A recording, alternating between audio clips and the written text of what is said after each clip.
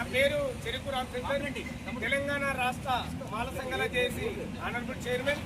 ఈరోజు తెలంగాణ రాష్ట్రంలో ఎస్సీ వర్గీకరణ చేసిన విధానం మీద రేవంత్ రెడ్డికి వ్యతిరేకంగా ఈరోజు కాంగ్రెస్ పార్టీని ఓడించాలని షేక్పేట్ డివిజన్లో ఇక్కడ ఉన్నటువంటి షేక్పేట్ డివిజన్ ఉన్నటువంటి మారుతినగర్ అర్జన్వాడలో ఇక్కడ అంబేద్కర్ గారి యొక్క భవనం ఉంది, అంబేద్కర్ జగజీవన్ యొక్క భవనం ఉంది.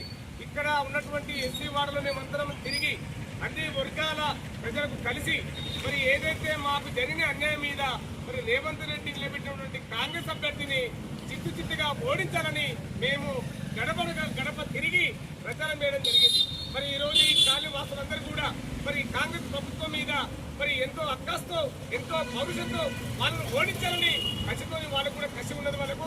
కాబట్టి ఈరోజు తెలంగాణ రాష్ట్రంలో ఎస్సీ ఎస్టీ బీసీ మైనారిటీ వాళ్ళకందరికీ కూడా అన్ని కులాలకు కూడా మరి ఇబ్బంది పెట్టి మరి 42% ఇవ్వనటువంటి బీసీలకు మరి కాంగ్రెస్ ప్రభుత్వం మోసం చేసింది.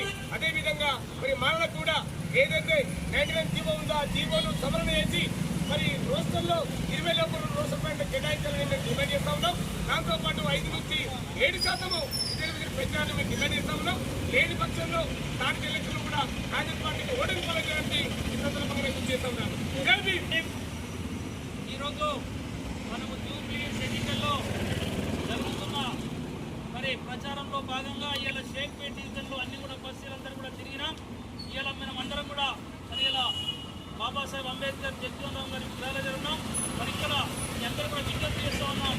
రాష్ట్ర ప్రభుత్వం మా ఎస్సీలో ఉన్నటువంటి 59 కులాలను పిలిచి చెడ్డాడి విభజించి మరి మా అందరికీ కూడా జీవో నెంబర్ 99 ద్వారా అన్యాయం చేస్తూ ఉన్నది. మా మాల బిడ్డలకు మిగతా మా 59 కులాలు ఉన్నటువంటి పిల్లలందరూ కూడా ఉద్యోగాలు రాకుండా అనేక ఇబ్బందులు చేస్తున్నటువంటి రేవంత్ రెడ్డి గారికి అనేక సార్లు చెప్పినాం.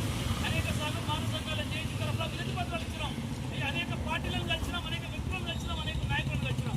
కానీ ప్రభుత్వం మరి ఇంతకొద్ది మీద మానవడ్డే పనిచేస్తూ ఉన్నది. కానీ ఎక్కడ కూడా మాలను పట్టించుకోవట్లేదు.